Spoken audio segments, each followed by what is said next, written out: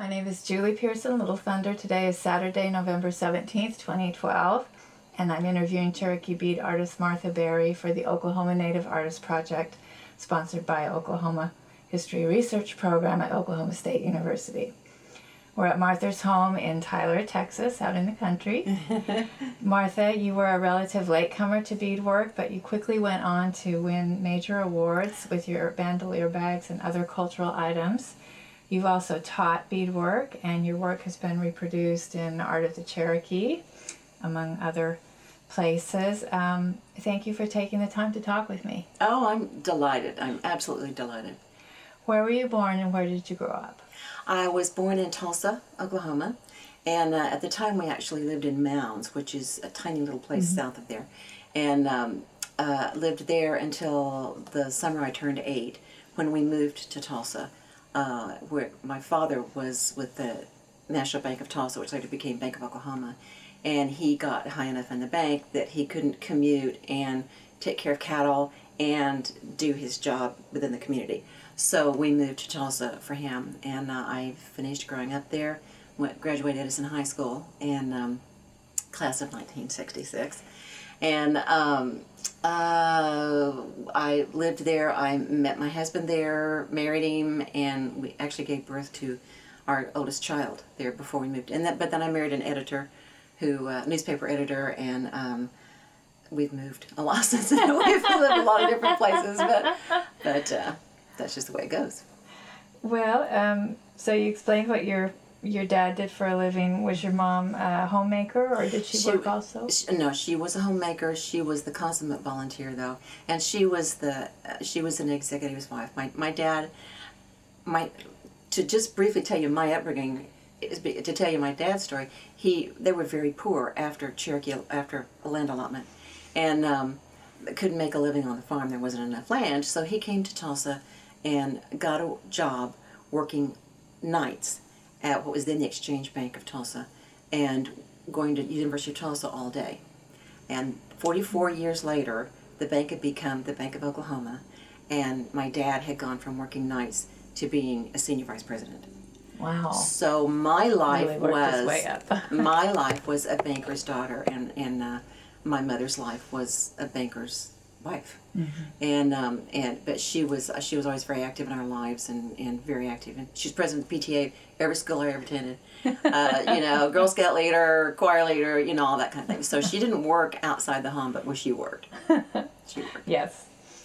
How about your grandparents on either side? My mother's, the only grandparent I ever knew was my mother's mother. They were all passed before. Actually, her husband was alive, but he died when I was 6 months old. Mm-hmm. So she's the only one I ever knew, and she lived next door to us when I was a little girl, when we lived in Mounds.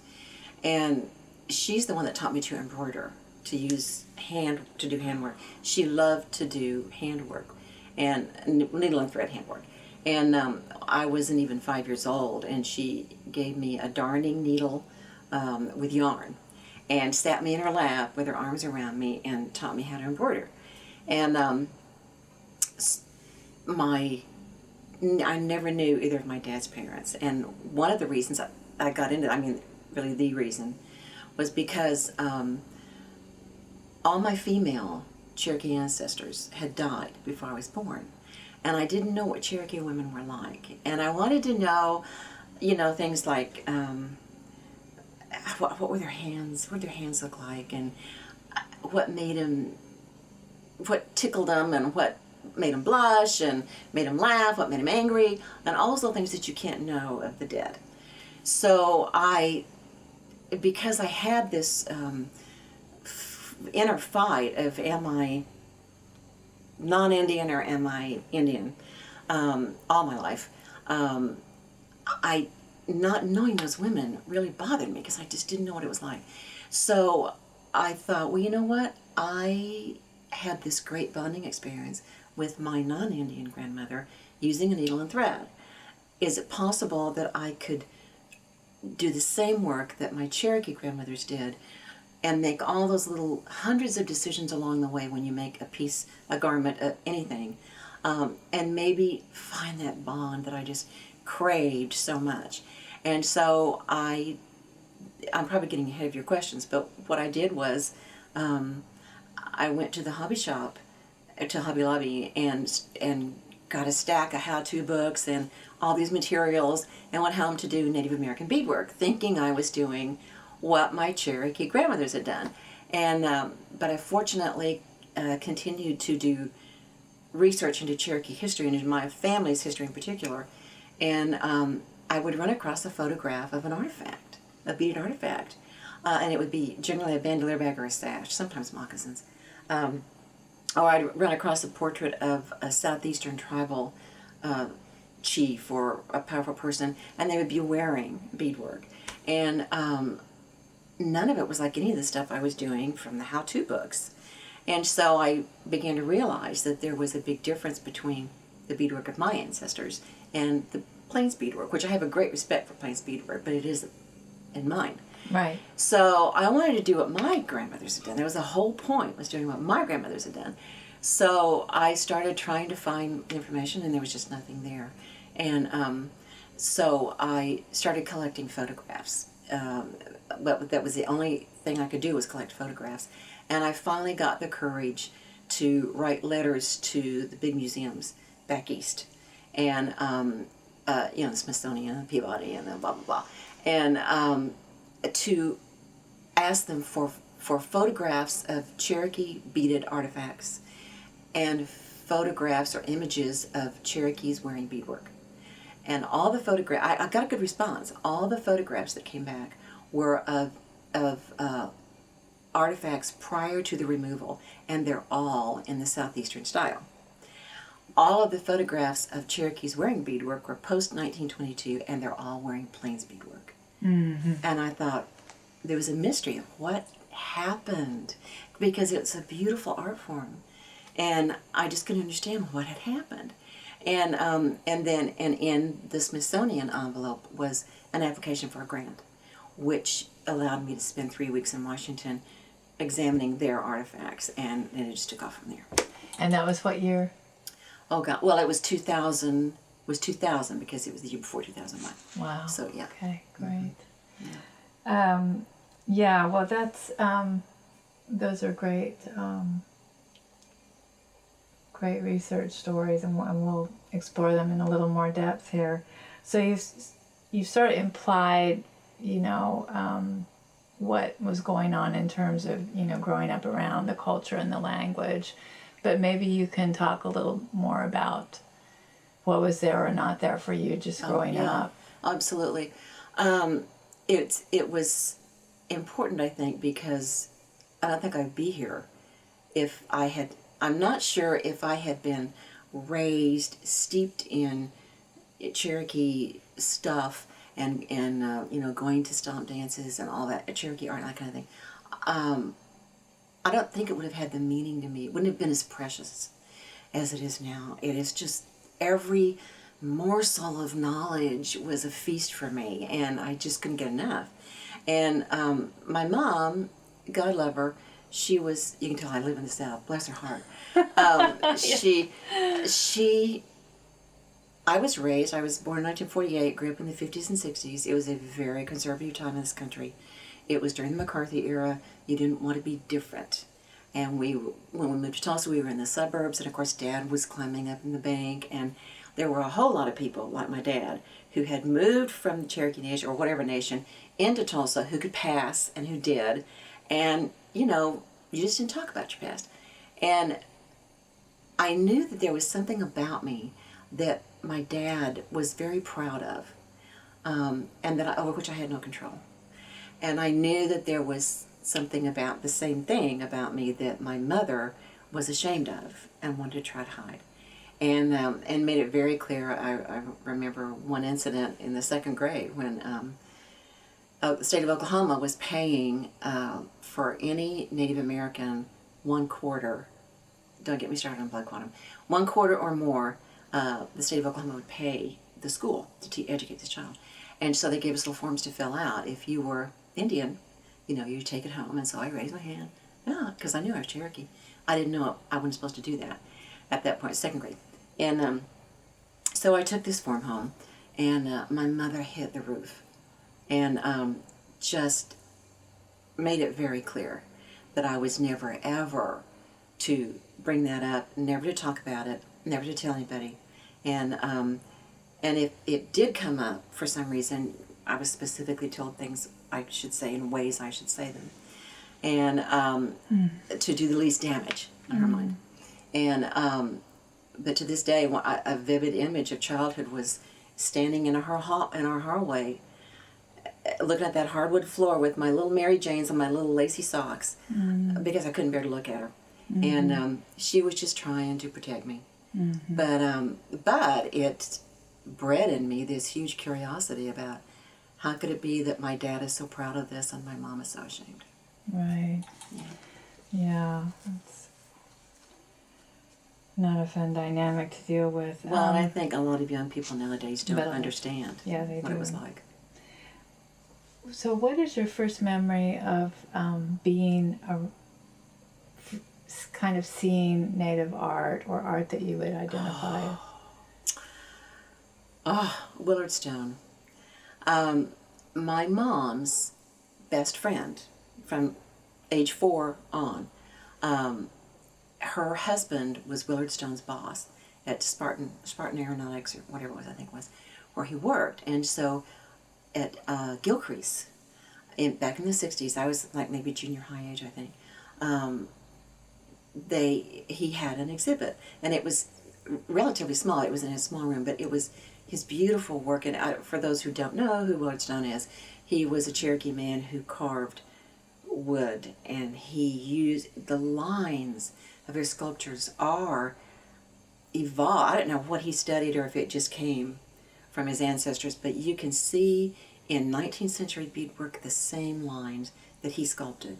And his work is absolutely breathtaking. And so because Mama knew Aunt Hattie, and so we were invited to this opening. I'd never been to a gallery opening in my life, and or a museum opening. And so they took me, and we went, and we looked at the whole. Gilcrease had always been a favorite place for me, but we looked at everything all over the building. But once I hit that room, I just couldn't leave. I just couldn't get enough. And so Mom and Dad would come and check on me, and then go see something else, and come back, and until they shut the place down that night. I couldn't leave that room. I just couldn't get enough. It was like eye candy. And that is my first experience of art that was Cherokee, that was different, that didn't look like what you normally, Remington and Russell and all that stuff that we associate with Indian art. How about your first memory of making art? Any kind of art? Well, of course, embroidery with Right. Grandma. Although she drew the little design, drew the little flowers and whatnot. But probably my first experience with beads was as a little girl. We made little Christmas ornaments. We had little round styrofoam balls that had little pipe cleaners sticking out. And Mama bought sequins and beads, mostly reds and greens for Christmas, and these little special little pins. They were only about that long, and you could take the pin, put a bead down, put a sequin down, and then stick it in the styrofoam and cover these styrofoam balls with this glittery. And I do love me some bling, and it was sparkly, and I was probably 8, 9, 10, well, probably about 8, I think about 3rd grade, something like that. And I loved them. I mean, just, I don't know what it is about beads. They sound neat. They're heavy. They feel neat, And so that was my first experience with beads. And then also, when I got a little older, I had a white felt poodle skirt, which, anybody who knows anything about the 50s and 60s, or poodle skirt, which is a plain white skirt. And for various holidays, we would take the poodle off. It was just basted on, and we had hearts with sequins and beads for Valentine's Day, and I forgot we had for Christmas, and we had shamrocks for St. Patrick's Day, and so on that day, of whatever, and I think we had stuff for Halloween, I would wear that to school, and a lot of the girls did that in those days, and we'd take the old ones off and baste the other ones on. So I helped Mama make the little sequined and beaded hearts or shamrocks or whatever. And I just was drawn to those beads. You know, they just, I don't know, it is, my daughter, my older one, works with beads sometimes, and when she was in junior high, she started that, and I think she would purposely spill the beads so she would have to sort them. Honest to God, I think she did, because there's just, I don't know what it is. There's something about the beads that just sucks you in. I remember one time, one of the stories when I was making the little ornaments with sequins and beads. I mean, it's just like probably hundreds of sequins and hundreds of beads on a particular ornament, and you just get in a routine where you pick up the pin, you pick up the bead, and you had to kind of lick your finger and then touch the sequin to pick them up, because you can't just pick up a sequin easily. And so I'm doing this hundreds of times over and over and over again, and I got watching TV and I got in the wrong order. I licked my finger, and then I picked up a sequin and I put it back in my mouth, and I swallowed this sequin. And I said, "Oh, Mama, I swallowed a sequin." And she said, "Oh, go eat a piece of bread, you'll be fine." And I was. Do any other art experiences stand out for you in middle school or high school? Well, the only the only two teachers who have ever hated me in school and that I just did not get along with were my art teacher in elementary school, Mrs. Culp, and my home economics sewing teacher in junior high, Mrs. Whitaker. And I don't know why I do know why Mrs. Culp hated me, because I would not paint things in order. I don't know. She and I just clashed. And anyway, so Mrs. Culp didn't like me. I didn't do too well in that class. And that was in elementary school. But then in junior high, my home ec teacher, which would be the sewing teacher, she didn't like me because I had been sewing machine and everything before I ever took my 7th grade required home economics class. And was it your mom that had... Yeah, my mom. My grandmother was the handwork person, but my mama could use the sewing machine. She was an artist. And she also, I could point out a photograph of a dress in a fashion magazine, and my mama would make it for me. She made every stitch I wore until I was about 18. And so I had taught me, I had started sewing early on with the sewing machine. And so I go to 7th grade art, and Mrs. Whitaker said, "Well, this is how you do the hem. This is how, and I thought, well, that's not how I do a hem. I'm not doing this. Too much trouble." And so she gave me a D. I got a D, and which was unusual. I did get a D in chemistry later, because I'm just not a chemistry person. But the two classes that I struggled the most with were art and sewing, of all things. Oh, my goodness. Difference in philosophies. And a stubborn child. Now, you attended Edison High School. I did. And did you meet your husband at Edison? Oh, no. Okay. Wait, he had just come home from... That's kind of a cool story. I was an adult by then. I was 24. And so was he when we met. And I lived in Tulsa in an apartment. I had a roommate, and he had just come back from Vietnam. He was a photojournalist in Vietnam, and had come back and was ready to settle down and start his life. And so he got a job at he's from Kansas originally, but got a job at the Tulsa Tribune at the time. It's no longer there. And had been in Tulsa for about 3 weeks, and just was kind of lost, and kind of lonesome, well, very lonesome. And he'd met a girl, not me, but he met a girl, and invited her over, and he's going to make pizza for him. And so she stood him up. Hallelujah.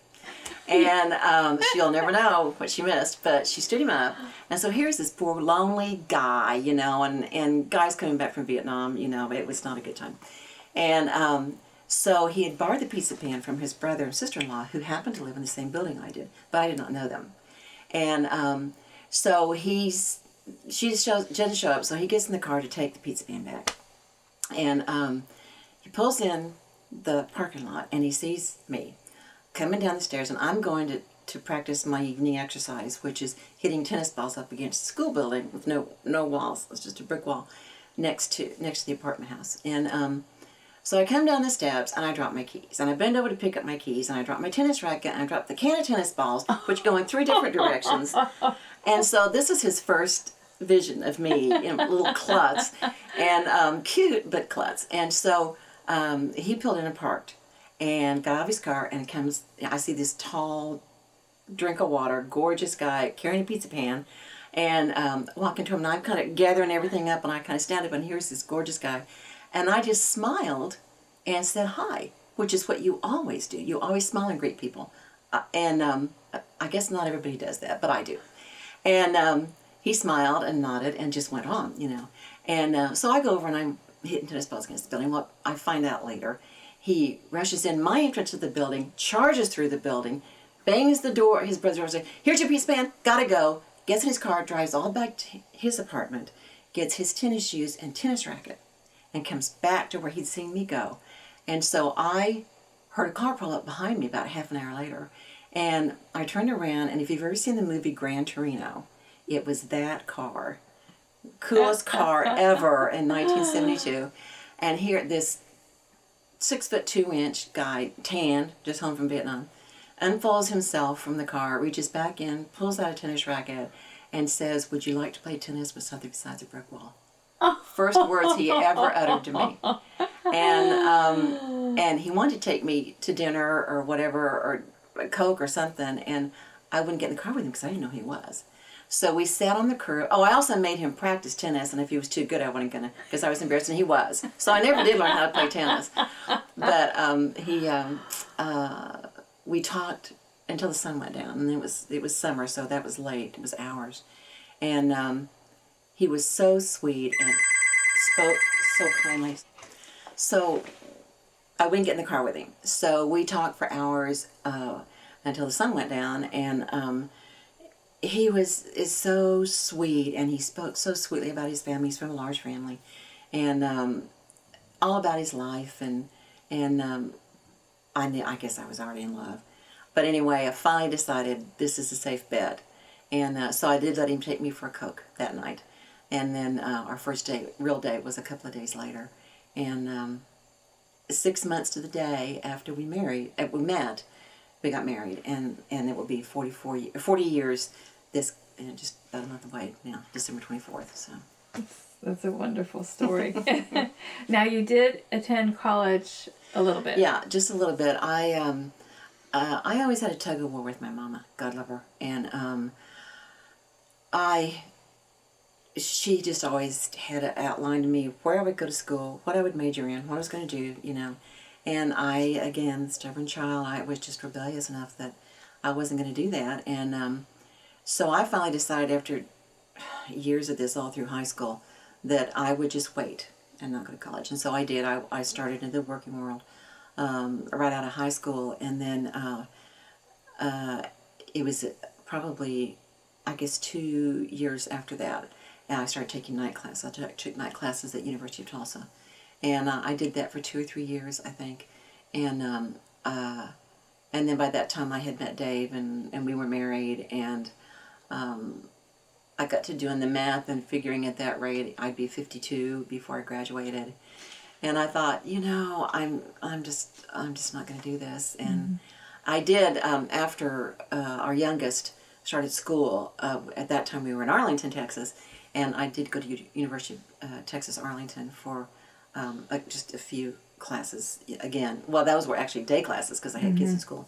But it just, that was when I decided, you know, at age 52, you know, I didn't realize that you could start a career in your 40s. How little did I know then that you can do that, you know, and have plenty of time to make something of yourself, you know. So once you're married and you're raising your children, you're not really doing any handiwork of any kind necessarily. Not making Halloween costumes for kids. That's about it, you know. But we started doing. My husband got interested in genealogy research, and so we were helping to go back in 4 directions for the girls. You know, both his parents and both my parents, and as it turned out, the easiest genealogy we found was, I didn't think we'd ever find Cherokee genealogy. It turns out people keep records of things like that, and way more than we've had to dig for some of the other relatives, but boy, not the Cherokee stuff. So we found our Cherokee genealogy. This would be about in around 1980 or so, clear back to 1750. And so that began the interest in reading. And I actually bought a history book one time. We had taken the girls to Gilcrease, had come back up to Oklahoma to visit my parents. By that time, Daddy retired. They had a ranch in Bonita, Oklahoma, and we had wanted the girls to see Gilcrease on our way back through town to come back.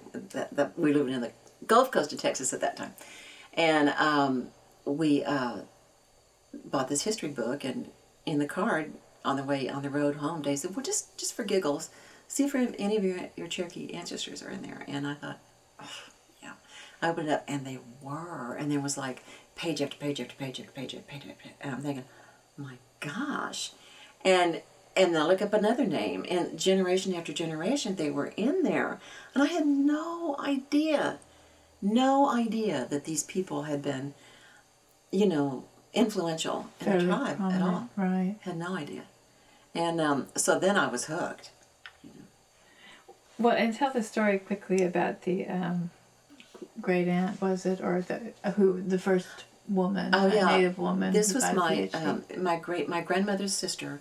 All of my grandmother's siblings, they all went to Cherokee Seminary, male and female, and her sister, older sister, is Dr. Rachel Caroline Eaton. And we always call her Aunt Kelly, but it was Dr. Rachel Caroline Eaton. And she is, as far as we know, as far as we've been able to find out, the first Oklahoma Indian woman to earn a PhD. She went to the Cherokee Seminary, and then from there, all the kids went to Drury College from there. And then Callie went on to University of Chicago, which is where she got her PhD. And she became a great educator. She was... her interests were Cherokee history and education, and history in general, but particularly Cherokee history. And so she taught, went back then later and taught at the Cherokee Female Seminary, where she had gone to school, although it was in a different building by that time. And I had a distinguished career as a professor and a dean of history and so forth, a dean of women at various universities. And then later went back to Oklahoma. My daddy's family came from Seguia, which is right outside Claremore, Oklahoma, and she went back and became the first female superintendent of schools for Rogers County in Oklahoma. And so she was a real trailblazer and very much a feminist, actually, in those days. She was married for a brief time and divorced in those days, which was kind of unheard of. And but she has begun to get some attention the last few years. People have realized who she is. And there's a woman now who's writing a book who has a chapter about Kelly, about, women, influential Native women and so forth. And she has written a couple of books, and she was a fabulous writer. And her book, John Ross and the Cherokee Indian, the chapter about the Civil War was used as an example in college and university literature courses, or composition courses, on a fine example of writing for many years. And up until the 1960s, that book was outside reading for Cherokee history or for Native American history classes at University of Oklahoma. So, University of Oklahoma, sorry, I know that's competition, but anyway. No. But anyway, so she really was the person that we were all proud of, very proud of. And she actually helped my father. She's the reason my father got to go to college. You want me to tell that? Yes. Sure. Well, he graduated from high school in 1929. It's a terrible time to be looking for work. He managed to get just a menial job at a bank in Claremore, Oklahoma, which was near where they lived, and worked there for several months. And finally, in the winter of 1930, he, through Aunt Callie, got an interview with the National Bank of Tulsa, which at the time was the Exchange Bank. And so he had this interview set up, and a blizzard came. And so there was no traffic. And here was this chance to get a job during the Depression and the Dust Bowl. And so the train ran across the back of our allotment property. And my daddy put his good shoes and his good pants in a bag and put his, work pants and boots on, hiked back there and flagged the train down and rode the train into Tulsa, changed his clothes. He walked into the bank and walked into this guy's office, and the first words out of the guy's mouth were, "You're hired. Anybody who would come to this interview today, I want working for me." And that is the one and only job interview my father ever had. He never said a word. And I don't know how I got off on that, but anyway. I love that story. That's a wonderful story. Okay, so you go to Hobby Lobby, or fast forward. In the 1990s, is that right? Yeah, it would have been about 91, I guess. Okay. 91. You buy these beads and these books, How to Bead. Mm-hmm. What was one of your first projects? I'm debating, but I have to show you. I still got it. This is my inspiration drawer. Whenever I get to feeling discouraged, I get my old stuff, and I think, it's not so bad what I'm doing now. I'm not going to show you everything, but I'll show you this. This was one of them. I don't want Richard Aitson to see this. Ta-da! Wow. All right, we'll put that back. Anyway, so that's a Southeastern design. Yeah. But it's on so you've already piece of plain beadwork. Yeah. So right. I already knew. Yeah, I was. How did you become familiar with those? Well, my family had known Anna Mitchell's family for generations. He knew Victoria Mitchell is her daughter. My dad headed the agribusiness department for the bank, and worked with the person who is now Victoria Mitchell's husband, Bruce Vasquez, and had worked with him and the ranch that they now live on forever. I mean, for a long, long time. And so we knew him that way. And then when Mother and Dad retired, they moved and bought a ranch just north of Bonita and went to the same church, the Presbyterian church, where Anna went. And so Mom and Dad were real proud of Anna, and they knew I'd gotten interested in all this stuff. And there was an article in Oklahoma Today about Anna, and it had pictures of her pottery. And so I was first exposed to those designs that way. And then I don't know when, I can't remember when I found out about the book Sun Circles in Human Hands.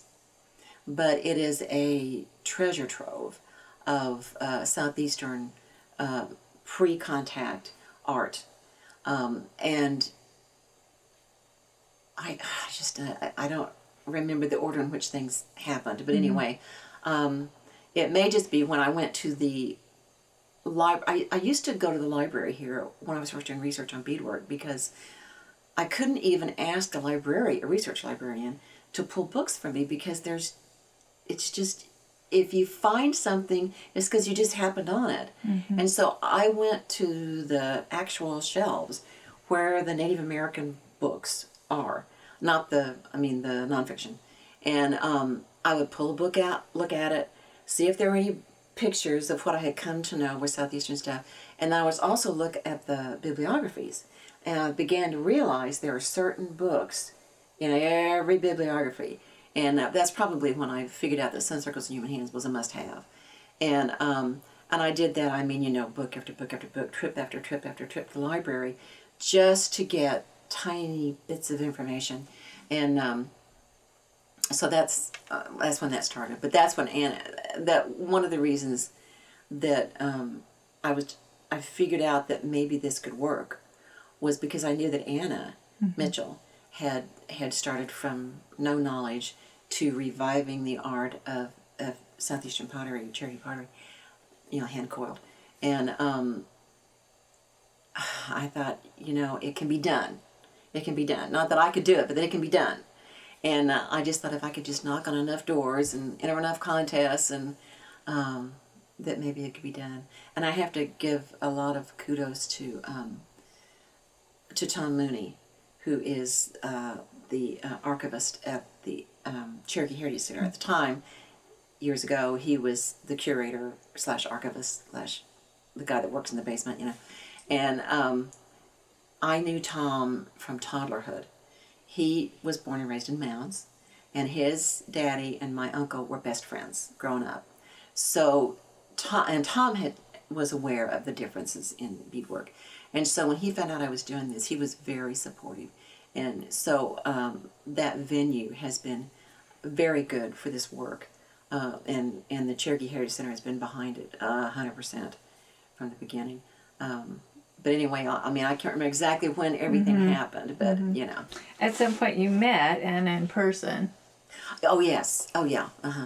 Yeah, and I actually met Anna and her daughter Victoria at about the same time, because the then curator of the Heritage Center, Aaron Lemaster, Vic had come back, and I kind of started to work with pottery with her mother, and Victoria had lived in California, she lived in Houston, and here I came, you know, we had a real similar background, and we're both trying to get involved in Cherokee art at the same time. And so Aaron thought we would be good for each other, which we were. We're best friends now. And which is kind of cool to have a best friend that's 350 miles away, but anyway, thank God for the internet. But so Aaron kind of encouraged us to get together, and we did, met. And I would have met Anna much before. I had opportunities every time I went to Bonita. I had the opportunity. Every time we went to church with Mom and Dad, I had the opportunity. But I was just so in awe of her.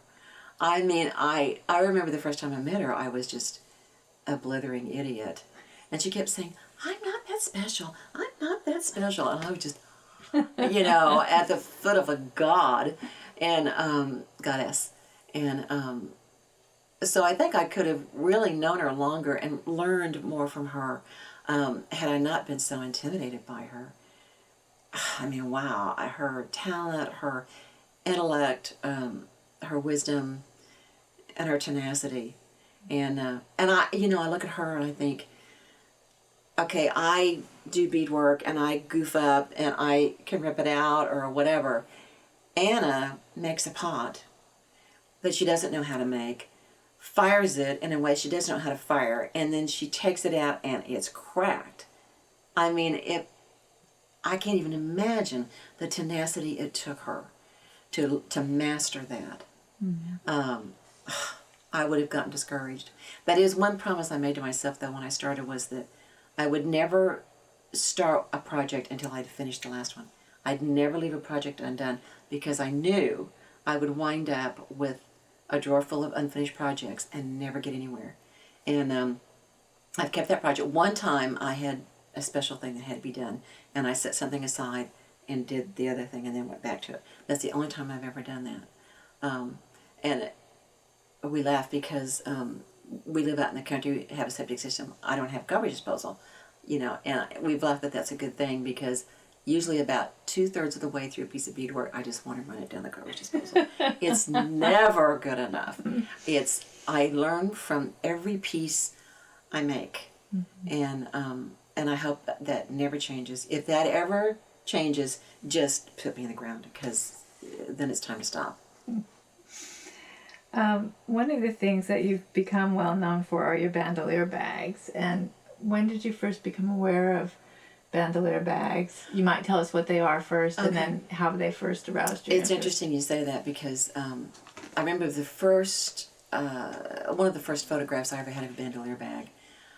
I thought they were the ugliest things I'd ever seen, because they're so different from all these images that I grew up with, and that most people to this day grow up with, images of powwow beadwork, because you see so many photos of powwow. And here's this thing called a bandolier bag, and I thought, what is that? And the designs were different, you know, and I just thought, ew. And a bandolier bag is a pouch that is, the strap is about 3 or 4 inches wide, and the center of the strap rests on one shoulder, and then the strap goes across the chest and across the back, hence the name bandolier. And then there is a pouch on the other end of the strap which rests on the opposite hip. And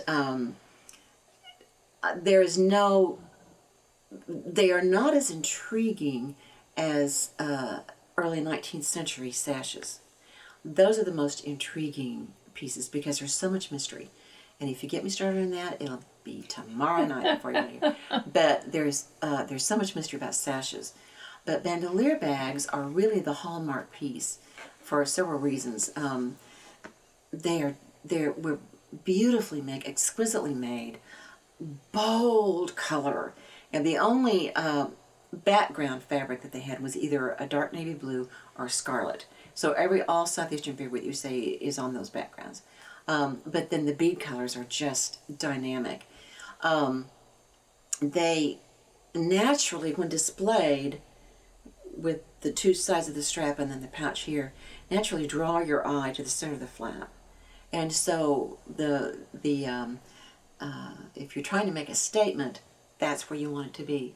The cool thing about the flap is that bandolier bags were made all over North America. Even some of the Plains tribes made bandolier bags for their horse accoutrements that were worn this way instead of in a bandolier fashion. But the only bandolier bags that essentially from the very beginning of a really complete mature art form had this distinctive triangular flap were the bandolier bags in the Southeast. Now, the reason that's important is prior to contact, we know from the excavations of the mounds, shell carvings, stone carvings, metal incisings, you see human effigies. And in most of these, the characters, the humans in them, are wearing a pouch on their side, and there is a flap on the pouch that basically comes down like that and comes to a long point, and it's one on the side. Now, fast forward several hundred years to beadwork in the early 19th century, and here are the only people in North America that made bandolier bags that rest on your pouch and come to a point where the descendants of the mound builders. This is one of those things that connects 19th century Cherokee with their pre-contact predecessors. And there are other things too in our beadwork that does that. And one of the, do you want to talk about sashes? Or is this too early? Yeah, no, Yeah. that's great. Well, the sashes, there are so many things about them that make them so different. And I refer to them as ceremonial sashes because it's clear that they were not worn for the same reason that bandolier bags. I mean, people carried stuff in their bandolier bags. And they wore moccasins, they wore the leggings, and they wore the, what they call garters or the knee bands to hold their leggings together and so forth, all these different pieces of beadwork. But sashes really stand apart. First of all, the materials are different. In all the other pieces of beadwork, there's bold color, and you know, none of this, you can't wear plaids with stripes kind of thing. I mean, if they had the beads, they used them, and they were gorgeous color palettes. With rare exception, the pre-contact or the pre-removal sashes from the 19th century all use white beads and nothing but white beads. So the materials are different. There is a technique. Well, I'll get to that in a minute. There is a design that appears on sashes that it goes directly back to pre-contact Southeastern mound builder pottery. And it is on every single pre-removal Southeastern beaded sash I have ever seen. What's the name of that design? Well, it's basically an S curve, but there's a coil within the S. So basically you have this coming down to this. Okay, well, why is this mysterious and why is this important? If you've ever been to, I have to be careful when I talk about this because I'm not qualified to talk in depth about stop dance, but I will say this because it's important that you understand that there is a connection between 19th century, in spite of all of our changes, 19th century beadwork, there's a connection directly back to pre-contact. And this was one of them. If you ever go to a stomp dance, several times during the night, there are dances that the dancers are going counterclockwise around the fire. And then at some point, the lead dancer, which is a man, takes the hand of the woman behind him, and then all the dancers take hands. And then the lead dancer starts out of weaving through those dancers out away from the fire, and he comes down and leads the dancers into another circle someplace else. And that is that symbol. And the really cool thing about it is the technique that is used on sashes. That is a stitch that is only used in Southeastern beadwork, and it is only used on sashes. And it's called a 2-bead line stitch or a 2-bead flat stitch. And it is where it's so elegant. It's brilliant. The beaders take a horizontal bead and a perpendicular bead, horizontal and perpendicular, to make a sort of a lacy look, but within the fabric. It's not on the edge, not like 2-bead edging. It's within it. And these sashes use this. They do that with one stitch. They do a horizontal and a perfectly perpendicular with one stitch. I mean, once I finally figured out how to do it, I thought that is the most brilliant thing I've ever seen. Once I finally figured it out. Right. But they, so what looks like 2 rows of beads, horizontal and a vertical, is actually 1 row of beads. But it appears like little trail, like little footsteps, just as like the little shuffling footsteps that you do at a stump dance. And that stitch, like I said, was only used on sashes. And sometimes it's used exclusively, and sometimes it's used to outline the other designs on the sash. Pardon me. But it's one of those really intriguing things. And we know that we have a quote from an elder, Eastern Band elder, saying that they used beadwork designs to teach the old ways under the watchful eyes of the missionary instructors, even into the early 1900s. So that is an absolute proof that they did that. That's wonderful. Like I said, I'll go on all day. Thank if you you for get me sharing started. that. What, when did you enter your first competitive award with your beadwork? What kind of a piece was it that you entered? Oh gosh. Actually, I entered what was the Homecoming Art Show way back before I was still learning to make bandolier bags and things. Okay. And I was afraid to show them because I didn't know sure enough, I wasn't using the right materials.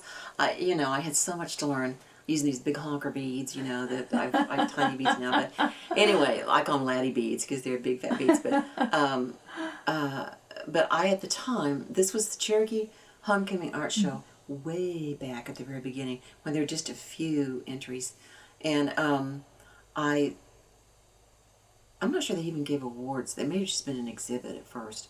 But I took plains pipes and did peyote stitch illustrations of Cherokee myths. The message being, what the heck is a perfectly good Southeastern tribe doing on the plains? And so I showed those, 2 or 3 of those, I think. And then I remember, I think the first ribbon I ever won was at the Homecoming Art Show, would have been later. And it was a little purse that was actually an Iroquois raised style. With an Iroquois, I know it's Haudenosaunee, I know that, but the style of beadwork is called Iroquois raised. And I had at least figured out the difference between woodlands and plains by that time. And so I was doing and I knew that there were little purses like that in the collections of Cherokee descendants. But we know now that they got them through trade. We have then since found examples of actual Cherokee purses which are different and which were the key to teaching this beadwork, because they're small projects that a new beader is not intimidated to do. A beader can give as a gift, display in a shadow box, carry with an evening gown or whatever, And that turned out to be the key to teaching this work. As you began entering competitive shows, who were some other bead artists you admired? Richard Aitson. Oh man. We didn't get along well at first because I don't think he liked the fact that he was this upstart come up with this beadwork that nobody had ever seen before, and I was starting to compete with him for prizes, and but I am in awe of him. I've always been in awe of him, and like I said, I love Plains beadwork. It's just that it isn't my work. He is such an incredible artist, and since then we've become great friends. And what he didn't get to show this last year, but because he has the same problem I do, he didn't have any inventory, or I didn't have enough to make it worthwhile, but. I always like to sit down with him in his booth at Cherokee Art Market, and get caught up. And I always worry about him because he has terrible allergy problems, and that's right smack in the middle of fall allergies. And he just never feels very good, and I feel so bad for him, But I got to meet his wife this last time because since he wasn't showing, he came to the show and brought her. She's just real sweet. She's cute. But he's a really fine man and just a distinguished beadwork artist. I really have a lot of admiration for him. How did you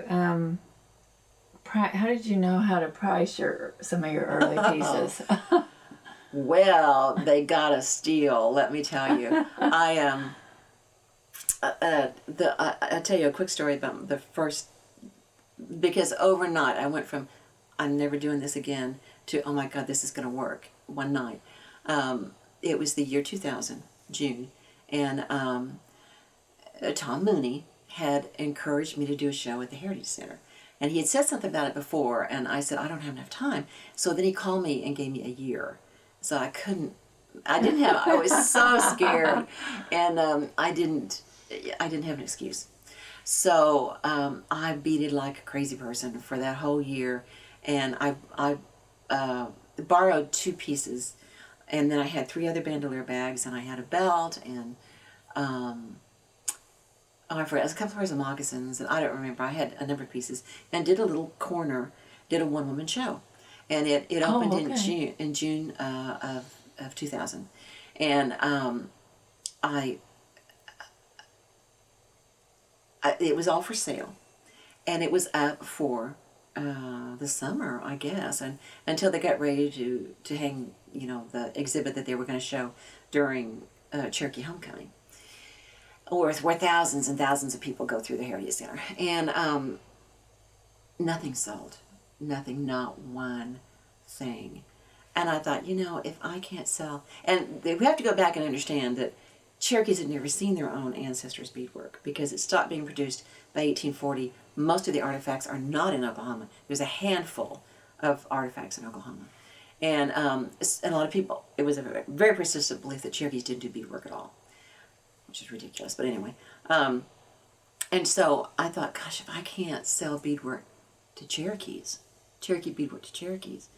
And so I just had this funny feeling, and I called Tom, and I said, Tom, if you've got room still for that little corner with this other exhibit coming up, and you want to leave it there through holiday, I don't care if it sells, but I just want to expose people. I want them to see it. Get it in front of their faces, And he said, sure, that they have to move it to a little small area, but that he would do that. And so we, as every year we go to Cherokee Holiday, we went up there on Saturday morning, and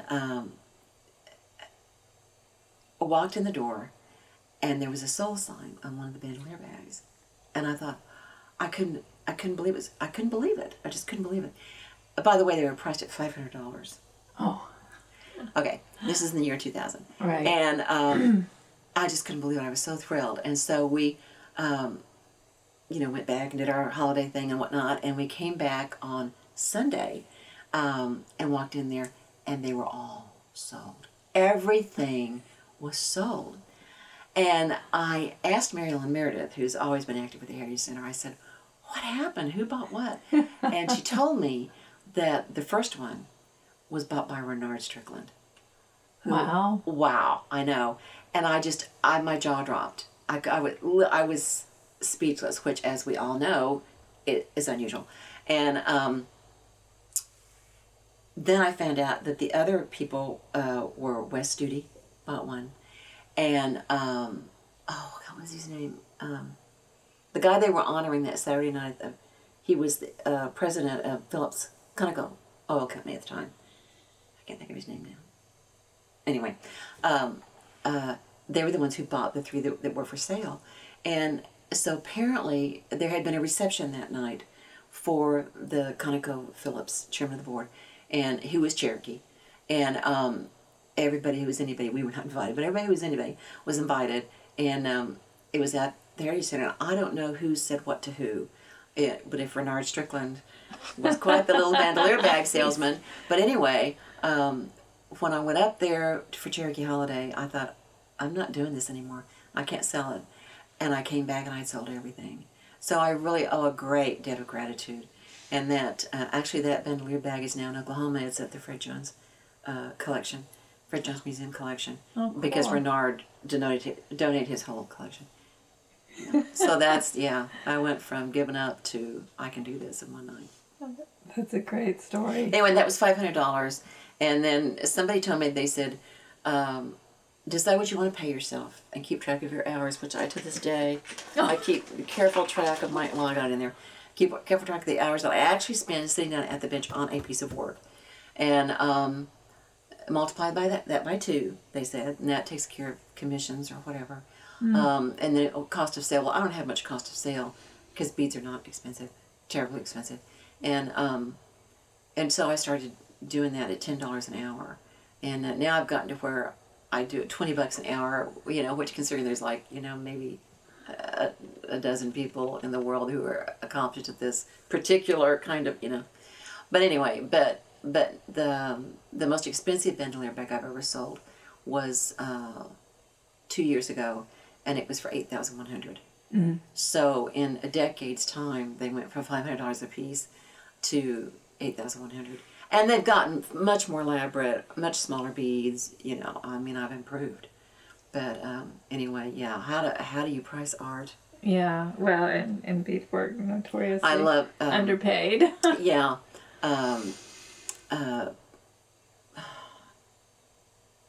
Bill Glass has a great line. When people ask him how long it took to make that, he'll say 62 years or whatever, you know. And I said, oh, I'm stealing that.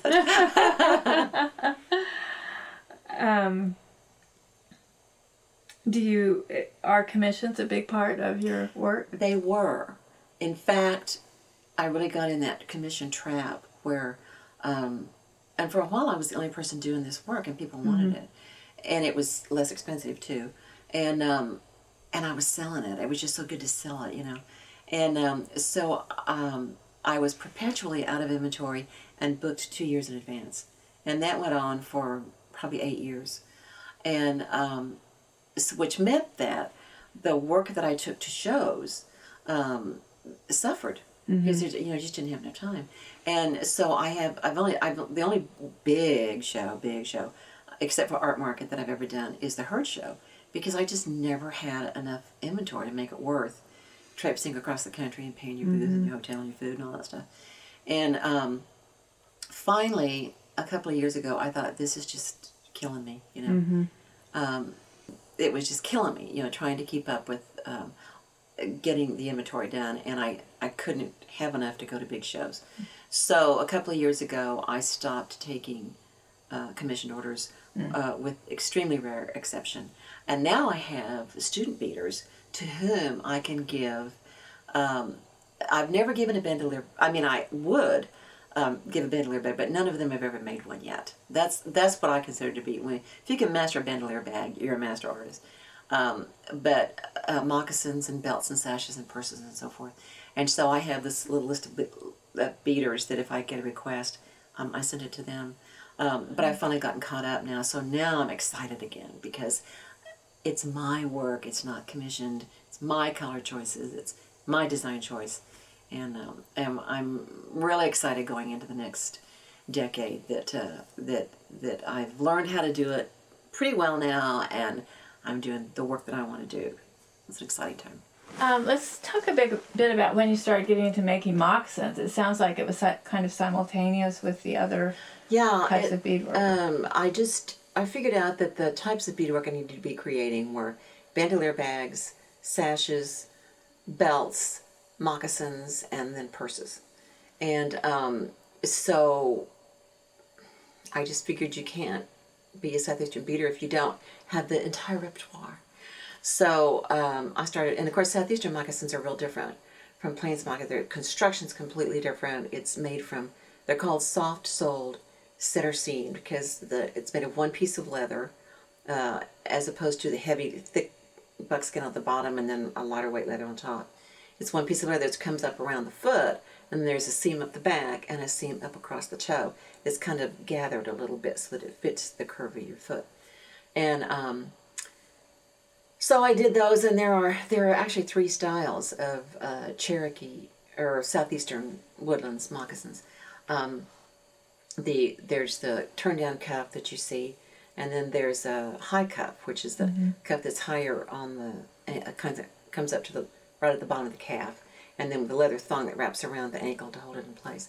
And then there's an arched cuff moccasin, which is basically the same moccasin as with the cuffs turned down, but the cuffs are standing up, and instead of a point, they just make an arch. And that's my next moccasin project. I have actually not ever made a pair of those, but many of the artifacts that we find that are specifically Cherokee have that arched cuff. And so that's my next project. I'm real excited about that, to do that. I wrote patterns for people to, because there's nothing else out there. I saw that. Yeah, on your website. and I include all 3 styles in the moccasin pattern, but I haven't yet made that 3rd style, so I'm pretty excited about it. And they're also lined, and the artifacts are lined too, so it makes them kind of easier to wear. You don't have to wear socks and everything, you know. So there weren't any patterns available for those styles of moccasins before you. There are books that talk about how to make a soft sole center seam moccasin, but nothing about the beading or anything like that. And I've never seen a pattern for the higher ones. I had to figure out how to do that. And then I've never seen one for the arched cuff either, but just the turn down cuff. There are, like, there's a book about how to make moccasins, and there's from the different geographic areas, you know, there's different ones, which is an interesting book, by the way. So what was an award that was particularly important to you as you started entering the competitive shows? People's Choice. I won one year at the Heritage Center. I won the People's Choice Award. And I mean, every time I get a ribbon, I get nervous. Every time I go to a show, I get flabbergasted every time I win a prize. It just blows me away. And I've been blessed to win Best of Show a couple of times at the Cherokee Homecoming Art Show. But the one that I love the most was the one that was for the People's Choice, because that's when you know you're reaching people. And that's when you know that Cherokees are beginning to understand this is our beadwork. And so that's bar none. That one, yeah. Cool. So you have also started teaching beadwork. Go ahead. Well, I knew once it began to appear possible to revive this art form, I knew that there were 3 things that we had to grow. We had to grow beaders. We had to grow collectors to make it worth their while. And we had to grow brokers in the form of galleries and museums to bring the beaders and the collectors together. It never dawned on me that we would need to grow teachers. I never foresaw a point where I couldn't teach all the classes that anybody wanted. I mean, not that I'm the greatest teacher, it's just that I never thought there'd be that much, it would revive the way it has this quickly. And so Tanya Weevil at the Heritage Center, who's the Director of Education at Cherokee Heritage Center, who's another very, very dear friend, she's the one that encouraged us to start an advanced class so that I could teach the advanced class for them, but then we would start using other people, you know, who had learned to do it, to teach the beginning class. And which was brilliant, because that's exactly what we need to train the teachers too. But that's one, there's an Anna Mitchell influence. I basically, once I get there, I love my classes. I love the people that are in them. I have met the sweetest people, just the sweetest people, and devoted to the art form. Who, and I won't just teach. I won't just teach the technique. I teach the vision. I start with a PowerPoint that just is a blitz of images of artifacts for an hour 15 minutes, and that tells the story of the history of the beadwork. It's called The Rise, Loss, and Revival of Cherokee Beadwork. But anyway, because I want them to catch the vision and to see what an amazing art form it was, how dead it was, and to see their part in making history. And every time I go, I learn from my students, and it's such a rewarding experience. But every time I prepare for class, I just hate it. I feel this huge responsibility to do it and do it right. And it's a lot of work, you know. And even though they pay you to do it, still, you know, you have to get the materials and you have to put the kids together. And I'm always just nervous about it because I just want it to go well, you know. And generally, it's a great experience. I've never had anybody be ugly to me in class or anything like that, you know. And they're adults, so they're well behaved.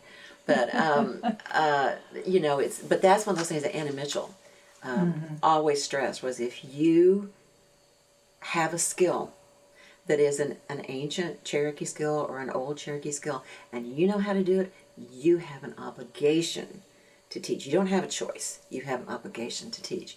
And so I took that to heart. And but it's exciting to know that we're growing teachers now too. That's really pretty cool. And there's some really good ones. There's some good ones. Can you talk a little bit? I saw that there was specifically titled Cherokee Beadwork Revival Workshop, I guess, that was sponsored around 2007. Well, yeah, I teach it. Oh, well, excuse me. I basically teach the same beginner's class everywhere I go. And I've taught it many, many times, years after year after year. It's an ongoing thing with the Cherokee Heritage Center. I taught 3 or 4 years. Excuse me. I'm sorry. I've taught 3 or 4 times for the Creek Nation at their museum in Okmulgee, Oklahoma. I've taught it in Chattanooga, Tennessee, in Houston, at Philbrook. I spent a weekend at Philbrook one time, in Tulsa. And I've lectured. I've done the lecture in the National Liberty Museum in Philadelphia, and the Beadwork Museum in Glendale, Arizona, which is part of Phoenix. So I've been blessed to do that, to spread the gospel, basically, of Southeastern beadwork. And but it's always basically the same beginning class. Okay, and that's what you call it, the revival. Yeah, the rise. Revival. Well, yeah. The lecture is the rise, loss, and revival of traditional Cherokee beadwork. And then that's what the PowerPoint is. And then I usually teach the PowerPoint again for the advanced class, because they can't, and they tell me, I'm so glad you did that again, because I saw things this time I didn't see the time before. The only time I didn't do that was the year that we had the exhibit at the Heritage Center, and we had the actual artifacts.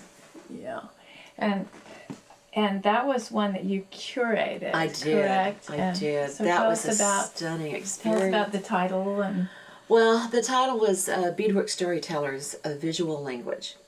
And that is taken from a quote from Lois Sher-Dubin's book, and where she quotes an elder of the Eastern Band, who talks about the fact that the people in the late 1700s and early 1800s used beadwork as a way to continue teaching the old ways, even under the watchful eyes of the missionary teachers and so forth. And he said that the flowers and the other patterns and the bead colors had meaning, and he said they were messages and telegrams. This is an old quote. Messages and telegrams. And he said that beadwork was a visual language. And I've always considered it to be a visual metaphor for the time in which it was created, because what Southeastern and Cherokee beadwork and the other tribes, what it is all of a sudden they had available to them state-of-the-art materials, these bold, beautiful beads and bold colored fabrics and gorgeous silk ribbon in all kinds of colors. And so what they did was take their ancient design and construction and influences and merge them with what was then state-of-the-art materials to create this completely unique art form. At the same time, they were merging their blood and the way they governed their people and the way they handled familial relationships, their religion, everything about their life was being merged. And what they were doing was trying to preserve the best of both and discard the not so good of each. And beadwork is such a perfect visual example of that, And I have no idea how I got off on that. What did you ask me? Well, just about the exhibit. And so that's the reason we entitled that. Was it was a visual language, and we have a benefactor who is always embarrassed and doesn't like to be identified, so I'm going to give her credit right now. Robin Flint Ballinger. Robin Flint Ballinger. She was a great, and is a great patron of Cherokee beadwork. She got it from the beginning. And she has the means to be able to be very generous. And she was very generous. And she wrote a fat check that started that exhibit. And they asked me, this is for the Cherokee Heritage Center, asked me if I would curate it. So I was terrified, but I couldn't turn it down. And I began by amassing a list of the best beadwork that I knew of. Some of which was in Europe, and most of it was in the States, but very little bit in Oklahoma. I think we had 2 pieces that were in Oklahoma. And everything else, there's a bag here, there's a piece here, there's a piece here, all over the country. I've been at this 20 years and I can afford to make that trip. So what we did was we brought the beadwork to the Cherokees. And so we amassed this collection, and then it came time to contact the curators. Well, here I never got my college degree. I was terrified. And I had this list of brilliant, talented, famous people, and I thought, okay, I'm just going to pick the one on this list that is the least likely to loan us something, and just let that be my throwaway first contact, because I know I'll screw it up. And so I contacted, my mind just went blank, Neil Curtis, who at the time was the curator of the Marshall Museum at the University of Aberdeen in Scotland. I thought, there's no way. Anyway. And so I sent him an email and telling the story of what we were trying to do, and thinking I'll never hear back. And the next morning, he's in my inbox. I was terrified. Oh my God, this is going to be a major rejection. And I opened it up, and he was so excited and so enthusiastic. And that proved to be, with rare exception, a couple of exceptions, the attitude of all the curators. They got what we were doing, and they were very generous to loan. And we got some just exquisite work, and brought it all together. And it was all, I'd never seen art packed the way fine art shippers pack. I mean, a crate for a bandolier bag, which is flat and like this, was hip high on me, and about this wide, thick wood, with it suspended in a little cradle in the middle.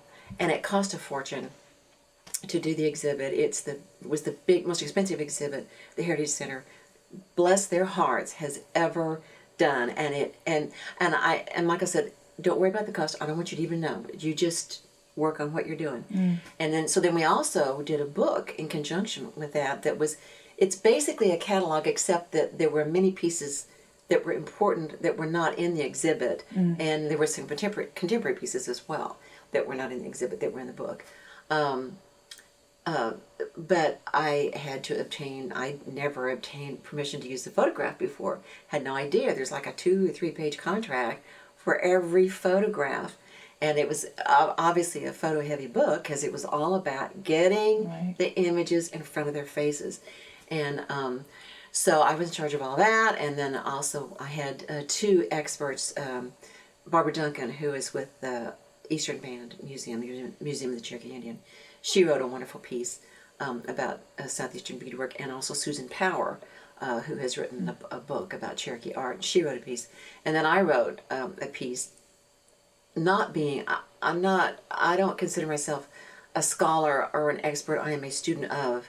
I don't have the credentials, to be an authority on anything. So I just told my story, the things that I had learned as I had learned them, and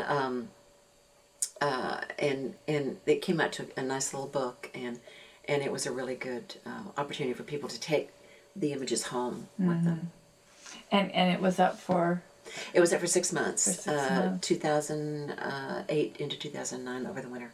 What a wonderful. Yeah, it was great. And the class that I taught during that time, instead of having the PowerPoint, actually got to go over and see the stuff that I have in my PowerPoint, the actual thing. It's pretty amazing. Yeah.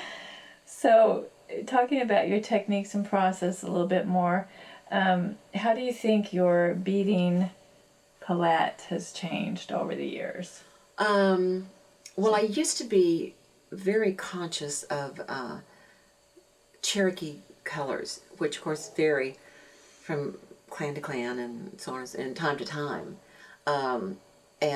But basically it's a red, east, north, west, south, red, blue, black, white, which is great, but it's boring because there's no yellows, there's no greens, and I'm a color freak. I mean, I have visceral reaction to colors. Sometimes good, sometimes not good. And the delight of Cherokee beadwork is that it was just an explosion of color. And so I have become freer with my choice of color, although I still use, of course I have to use navy blue or scarlet background. I have no choice there to be authentic in materials. But I've been a little bit freer with the colors that I choose, and worked in pastels and so forth. And by using inlay, I can use pastel beads on a fabric inlay. I can use pastel bead on a navy blue or whatever and have the true color come out. And so I think I've become more subtle. And I've got, if you want to show it, I've got my rainbow wall of beads over here, which is a full color palette, that I can pick from. And I do still tend to pick either 4 or 7 colors to do it, because 2, 4, and 7 are important numbers to Cherokee. Mm-hmm.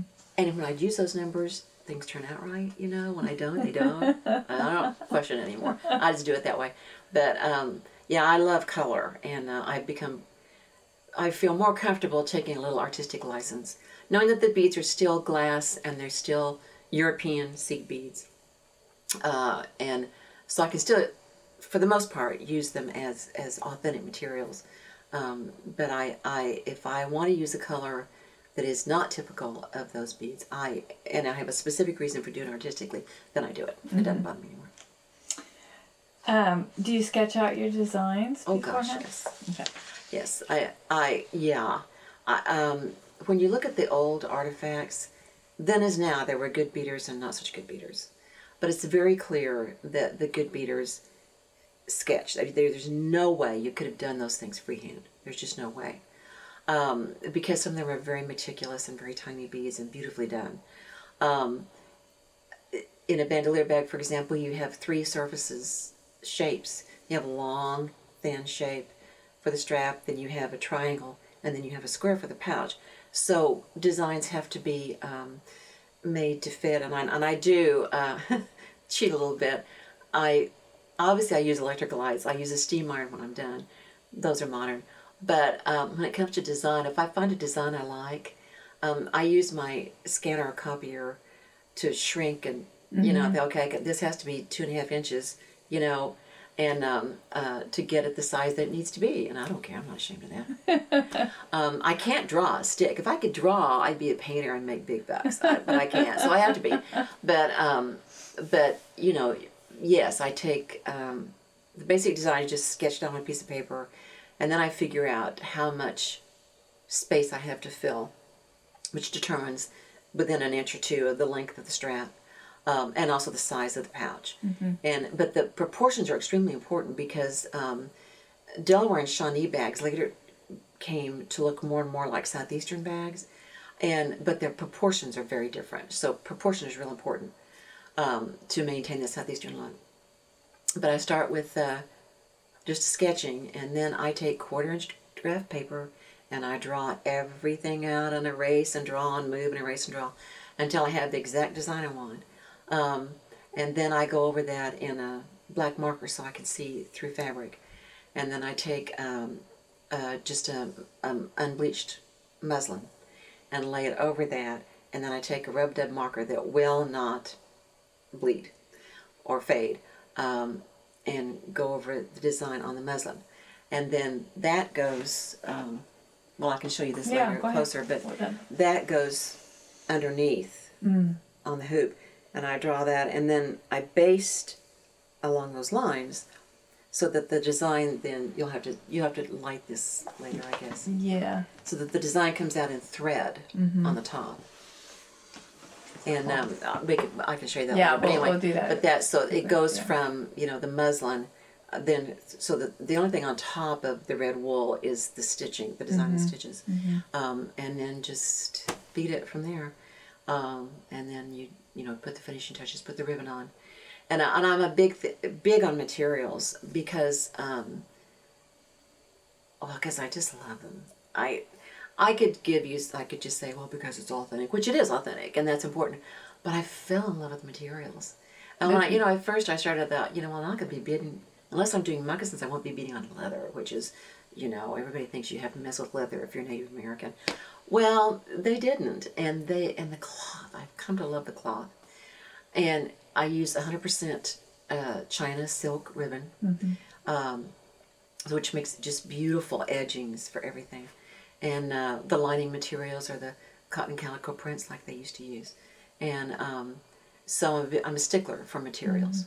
And trade cloth too. Yeah, I use either Stroud cloth, which is, they make it now the way they used to make Stroud cloth, which that's kind of a funny story. I kept collecting photographs and learning from books, and they would say, glass seed beads on red Stroud, blah, blah, blah, red Stroud, blue Stroud, Stroud. And I thought, I've been in fabric stores all my life. I've never heard of Stroud. But I swallowed my pride, and I went to the fabric store, and I said, do you carry Stroud? And I was totally crazy. I went through, looked at every label. I knew it was wool. Yeah. And, of course, I live in a hot climate, but still, there was no wool Stroud.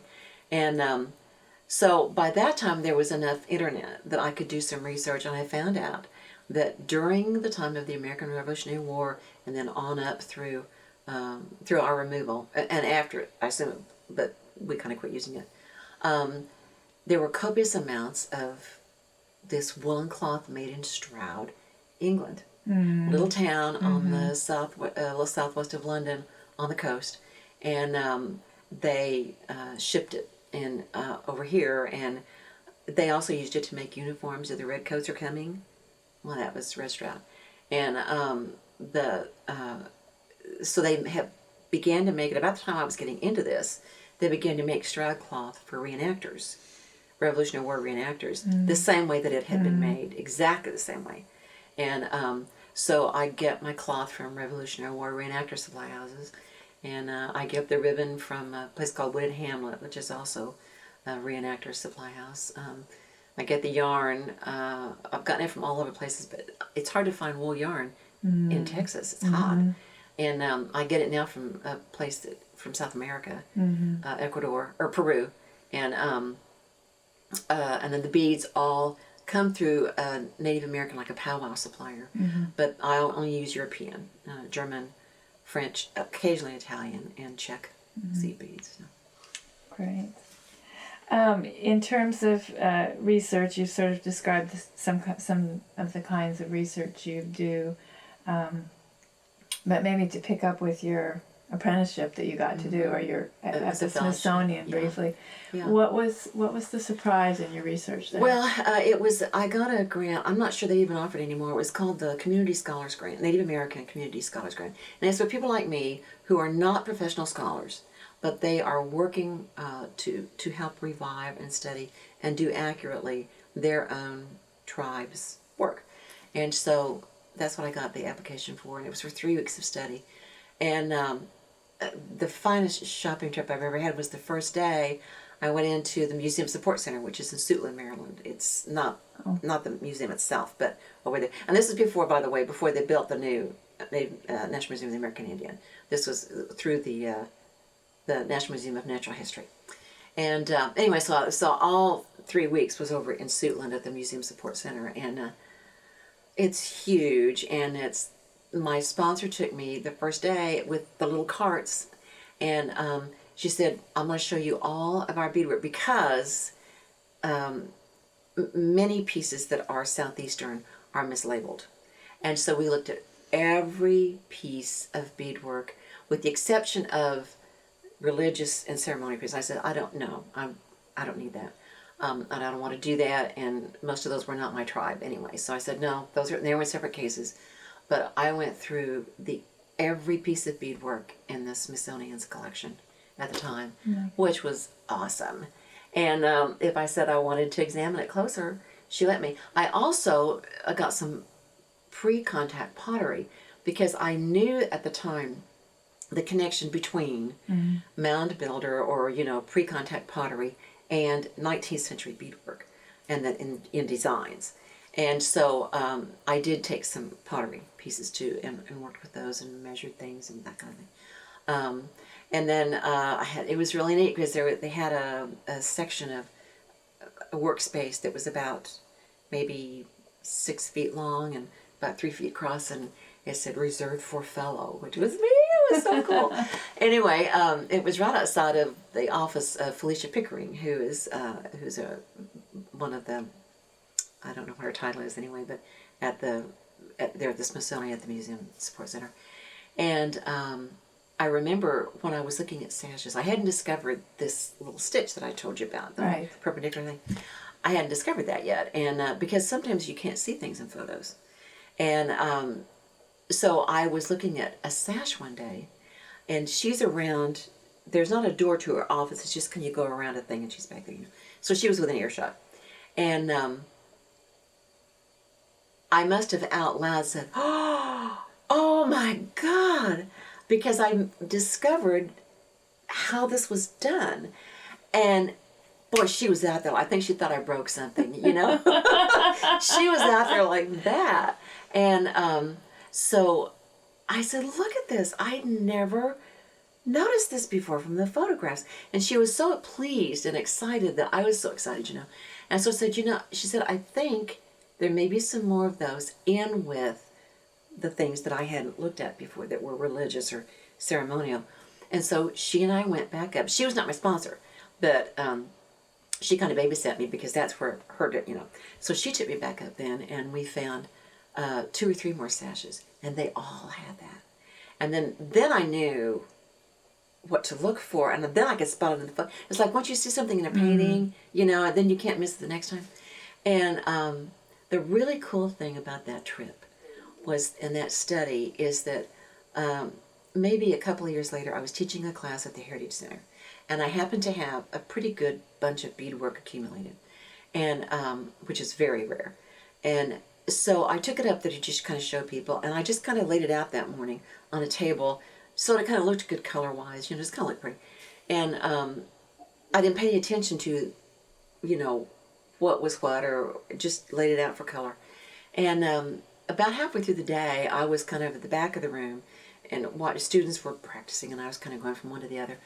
And I looked up at that table, and I realized that I had laid them out in chronological order without realizing it, and you could see where I went to the Smithsonian. Wow. You could see it in my work. And I thought, that was a trip well made. That's very cool.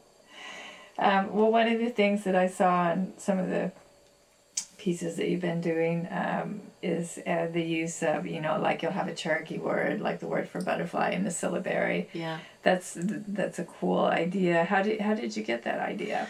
Well, I have friends. The first time I used the syllabary characters was on a commission piece.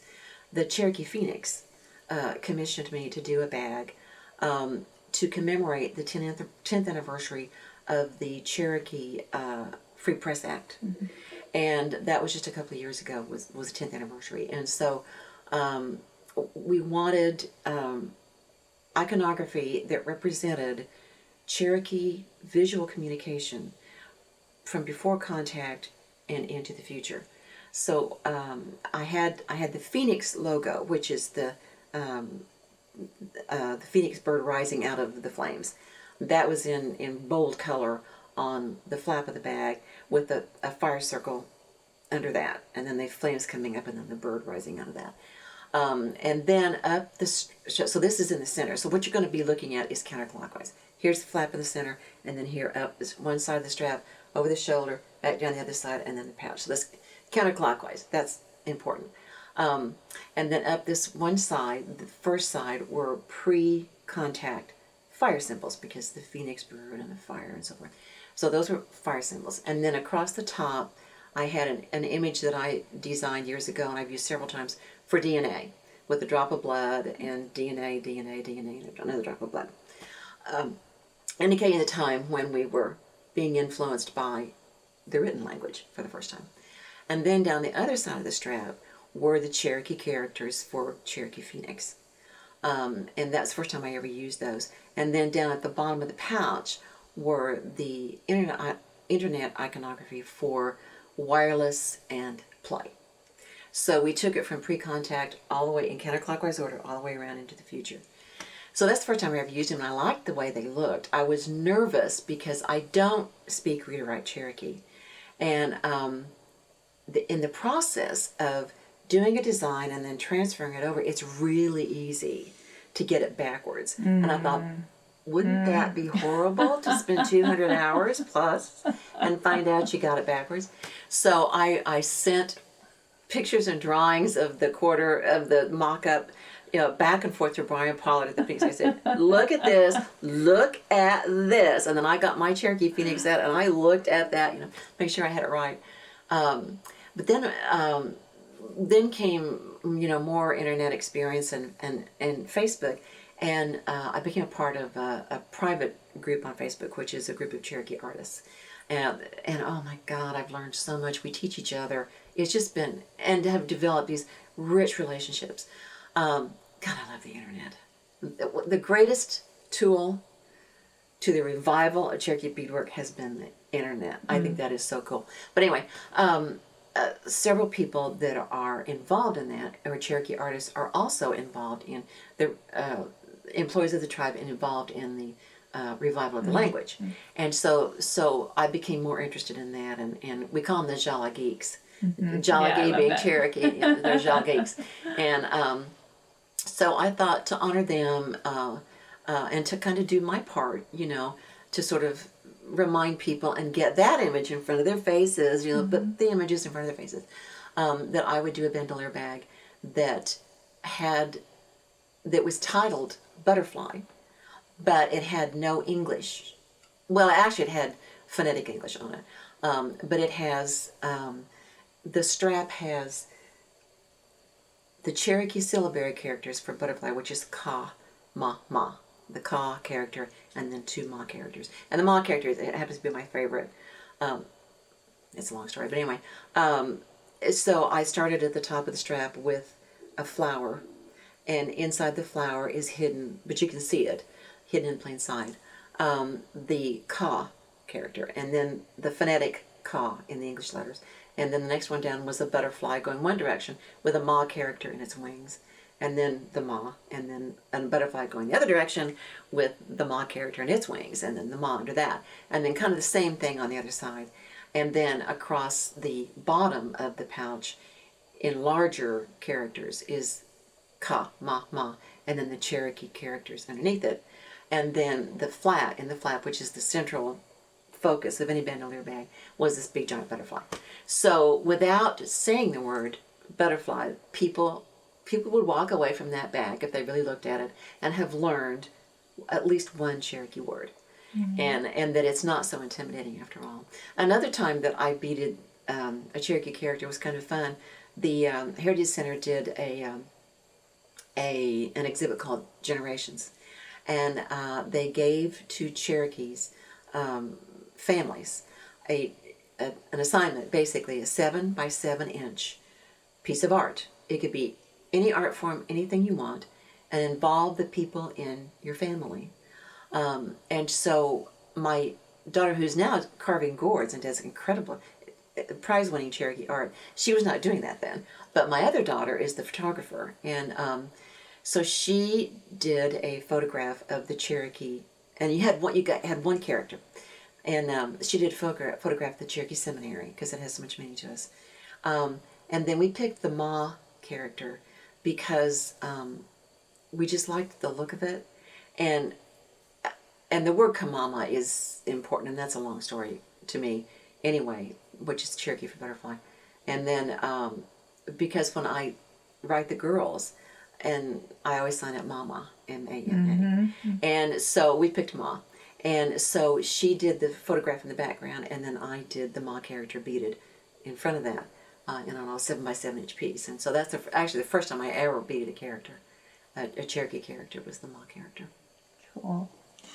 Well, we are going to wrap up here and take a look at your work, but I wanted to ask, you've sort of described People's Choice as being a really high moment for you. What about a low point when you were embarked on this journey? Oh, I think it would be, oh boy,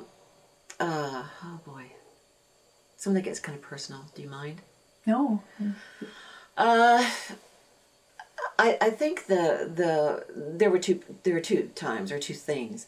One was the fact that we went up there and I hadn't sold anything, and then suddenly that it turned into one of the highest high points, So that was kind of a neat story.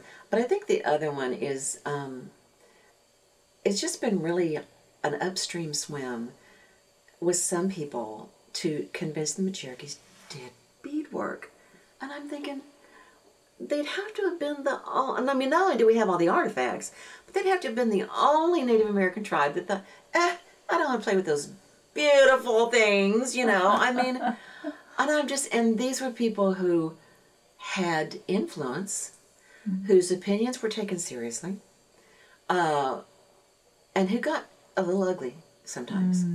And here's this light-skinned mixed blood from Texas. Oh my God, who's trying to tell these people, something that they just don't need to know. And so honestly, I don't know why I stuck with it. I guess that's that stubborn child again. I just wasn't, I just believed in it.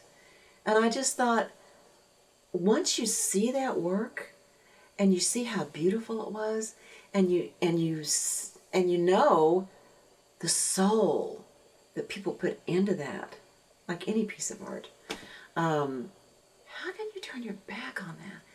And I would, I'd hear these things. Nobody ever said anything to me, but I heard many, many, many, many things. And I would think, I hope your own great-great-great-great-grandmother wasn't a beater. How crappy would that be? And I think of,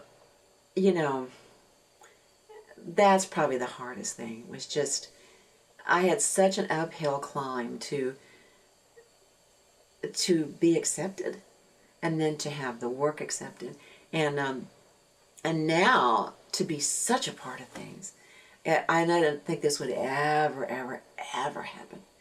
To have so many, I mean, my bestest friends are Cherokee artists, and now my daughter is doing. She and I share a booth at Art Market, and my other daughter, she does the All Things Cherokee website, and she's involved. She knows all these people, and we're just so well accepted.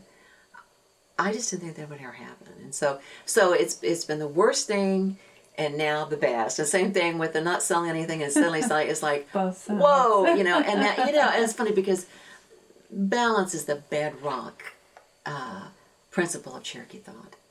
And when you can get to the point that that finally happens, it's like, yes, it feels so good, you know. Well, that's great. Well, we're going to pause here for Okay. a moment and set up your bead art. Great. This is a bandolier bag. The working title is Legacy. I wanted to do a piece that was very authentic to the time period. And so I found a bandolier bag, photograph of a bandolier bag that is circa 1830, and that is believed to, it is definitely Southeastern and is probably Cherokee. And it's classic, the images on both sides are slightly different, but they always use the same colors throughout the bag. And then an image down here on the pouch, and then on the fully beaded flap. Or this isn't fully beaded, but anyway, but on the flap.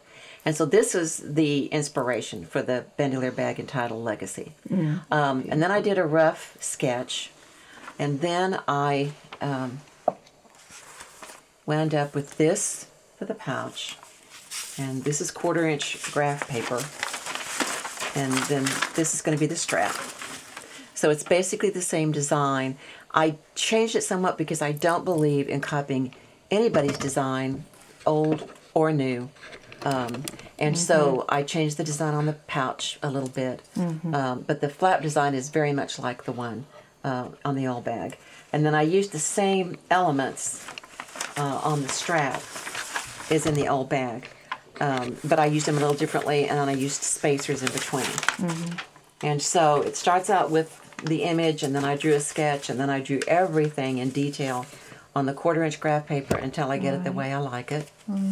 And then I trace the design onto muslin. And this is just unbleached muslin that you can lay right down on that and see through it and trace it perfectly. So this will be the pouch when it's done, but I'm starting out with the strap. And then this is the strap, which I traced it onto the muslin, and you can see the design back here. And then I sewed through all the way around the design, so that when you turn it over, all you see is the thread. I'm not sure if you can. Can you see that? See the thread in there? Yeah. So that's the design that I have on the front, and you can see here the design. And then you start just beading it. I don't know, and I'm kind of glad I don't know what colors were on the original, because that leaves me freedom to do my favorite thing, which is pick colors. Right. So I will eventually pull up a color photo of this, but I've never seen a color photo of this. So we'll see how close I get when I'm done. Interesting. Yeah. But anyway, that's called Legacy. At least I think that's what we'll call it. Okay, would you like to tell us about these pieces? Sure. These are purses, small purses, and we did. It took a while to do enough research to find authentic examples of Cherokee purses created prior to the removal, and these are made along the same lines as those. They're a little bit more ornate than those were, but I like a little bling, so they're a little more ornate. This one is called Ember, and it illustrates the story of the origin of fire, where the little water spider brought one ember from a fire on an island in a lake, and brought it back in a little bowl that she wove from her own silk on her back, and brought the fire back to the people. And so we see the fire circle on the back of the spider, and then at the bottom of each of these little curls of smoke is one. I don't know if you can see that sparkle. It's one little ember. Oh, right. Same thing on the flat too, and Yes. so that's what that one's all about. Cool. And this one is called In the Garden, and it's just a floral. The Southeastern beaders, Cherokee beaders, really loved floral images, and so this one is floral. The flowers are fully beaded. The twisted bead, both of these have this little twisted bead handle, which was another one that we know from artifact from 1826 that had the same kind of handle. And then they all have this distinctive or many of them have this looped fringe, which is a very Cherokee purse kind of thing to do. And so this one's just basically pretty. It doesn't have a lot of meaning. It's just meant to be pretty and colorful, and I do love my colors. So that's beautiful. All right, and we're looking at your... This is a bandolier bag, and this is a very simple bag compared to what I'm doing now normally. It is dedicated to, it's called Freedom of Movement, and it is dedicated to the people who kept our stomp dances alive when they weren't free to do so, and when they had to do it in secret. So it is purposefully done, not elaborately, not a lot of sparkle, not a lot of glitz. It's real simple, and these are the designs. In fact, the strap is made just like a Southeastern ceremonial sash would have been made, and this is the little stitch that we talked about, the 2-bead line stitch or the 2-bead flat stitch, that is unique not only to the Southeast. Now, not on the edge. That a lot of Native nations did that, but when you see this design within the design on the fabric, that's unique to the Southeast, and it is unique to ceremonial sashes. But I borrowed it to use for a bandolier bag because that's who I'm honoring in the bandolier bag. And the colors are the the Cherokee colors that are important to the Cherokee. The white is the color of peace, and red is the color of new life. Blue is the color of cold and trouble. I did not put any black on this because black represents death. So that's freedom of movement. That's beautiful. Thank you. All right. Well, thank you so much for your time today, Martha. Oh, you're welcome. This has been great fun.